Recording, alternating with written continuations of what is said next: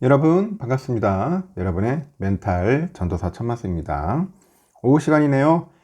점심 맛있게 드셨나요? 점심 맛있게 드시고 천만쌤과 함께 한번 또 달려보도록 합시다. 지금은 또 가장 힘들고 어렵고 좀 어떻게 보면 외로운 시기일 수도 있어요. 그 찐팬분 중에 한 분은 상당히 좀 힘들어 하시는 것 같고 어떤 분들은 또 주가가 많이 빠지니까 또 괴로운 분도 있더라고요. 조용하면은 다들 제가 볼 때는 어려운 시기인 것 같아.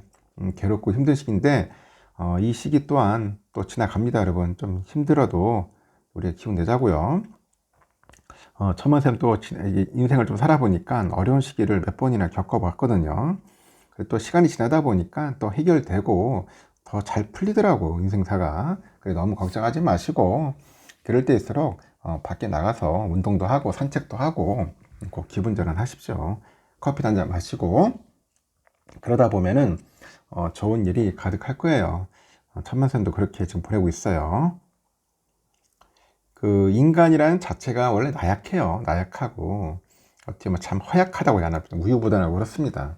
그러니까 옆에 누가 있어야 돼. 좀 멘토가 되는 분들이 있으면 참 좋죠.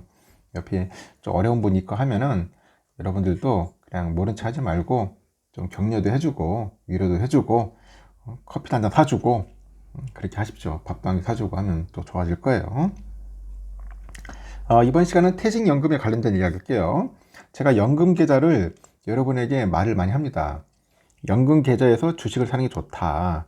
연금 계좌, 연금 계좌. 특히 이제 연금 계좌이고 또 ISA 계좌, 또 IRP 뭐 여러 가지가 있는데 하여튼 이런 계좌들을 활용을 하세요. 퇴직연금 갈아타기 서비스 시행으로 인해서 이제 금융사 이동이 또 쉬워지는가 봐요. 그래가지고 ETF를 활용해서 퇴직연금의 수익률을 극대화하려는 연금 기밀이 늘고 있다. ETF를 활용하자. 그나마 ETF가 낫다. 뭐 은행 맡기는 것보다는. 퇴직연금은 이 적립금의 최소 30%를 예금 등 그 안전자산에 투자를 해야 하는 제약이 있죠. 그만큼 방어적인 그 안전자산의 설계 역시 중요한데 ETF를 활용한 퇴직연금 재테크에 도움이 되는 핵심 요령을 소개를 해보겠다는 겁니다. 금감원과 이 고용노동부에 따르니까 지난달 31일부터 그 44개죠. 44개의 퇴직연금 그 사업자 중에 37개사가 퇴직연금 실물 이전 서비스를 이제 시작을 했다고 하네요.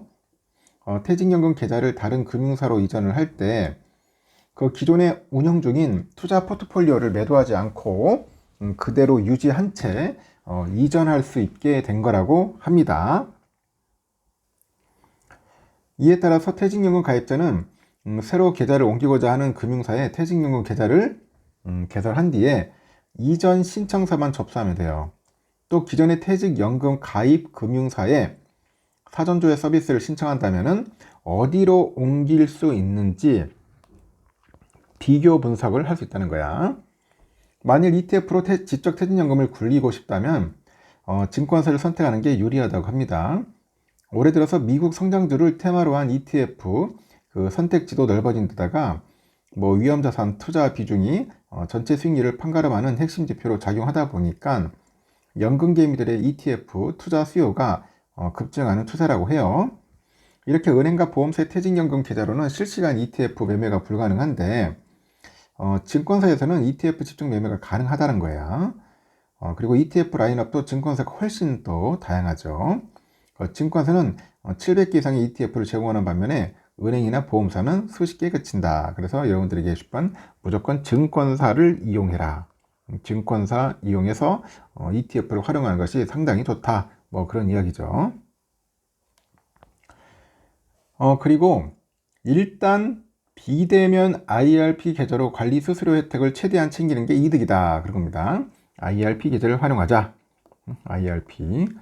통상 IRP 계좌를 금융회사 창구에서 이제 대면으로 개설을 하면은 계좌에 넣어둔 그 퇴직급여하고 본이 추가 납입금의 0.2에서 0.4%를 이 관리 수수료로 납부해야 돼. 관리 수수료로. 그러니까 이 창구에서 떼먹는 거예요. 수수료 떼먹는 거야. 자기들 인건비로. 그래서 절대로 대면은 안 하는 게 좋습니다. 비대면을 하는 게 좋아요. 비대면. 장기간 계좌를 유지하다 보면 이 수백만 원에 달하는 수수료도 낼 수도 있다는 거죠.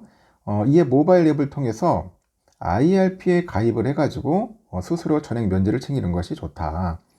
왜 쓸데없이 그 수수료 내고 있냐는 거죠. 절대로 대면으로 하지 마라. 무조건 비대면이다. 그리고 공짜로 하자. 전액 면제잖아, 수수료. 만약 IRP 계좌에 1억이 있다. 매년 적게는 20만 원에서 이 40만 원을 수수료로 납부할 수 있다는 이야기라는 겁니다. 특히 수익까지 생기면 평가 가치가 커져가지고 이 수수료 금액도 덩달아 늘어나는 구조입니다.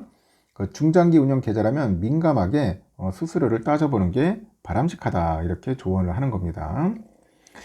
퇴직연금은 적립금의 최소 30%죠. 이거를 예금 등 그 안전자산에 투자해야 하는 그 제약이 있어요. 제약이 있는데 안전자산 투자 전략을 잘 세우는 것이 중요하겠죠. 정부는 안정적인 그 노후 보장을 위해서 이 주식형 펀드와 같은 위험자산 투자를 70%까지만 허용을 하더라고요. 즉 계좌의 최소 30%를 예금과 같은 안전자산으로 채워야 한다는 겁니다. 쉽게 말해서 100만 원이 있어, IRP에. 70만 원은 뭐 ETF, 30만 원은 예금을 하는 거예요, 예금. 그래서 이 30%는 안전자산으로 해야 한다. 그런 이야기입니다. 그리고 주식과 채권을 함께 묶은 채권 혼합형 ETF를 활용하면 주식 투자 비중을 함께 더 늘릴 수 있다고 하네요.